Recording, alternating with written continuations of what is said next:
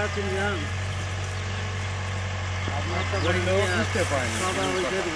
আপনার সাথে হয়তো আসতে পারে। আসতো।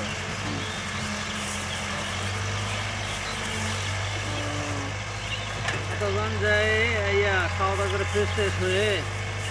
ভাই আমাকে না টোটাল হিসাবটা আমাকে না করে দেন যে আসলে কত টাকা অর্থ একটু বের হয়ে গেছে আজকে যাই ওর সাথে ফাইসলা করে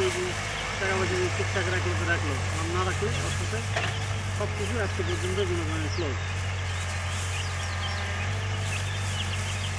না কারণে পয়সা নেই ভাই সেদিনই বললাম যে ভাই কোনো টাকা পয়সা নেই কাল মোয়ের জন্য আমরা এই যে মাটি মেলা মাটি লাগবে ওই জন্য ছিল ঠিক আছে যা করো যেটাই করো শরীর ঠিক রাখো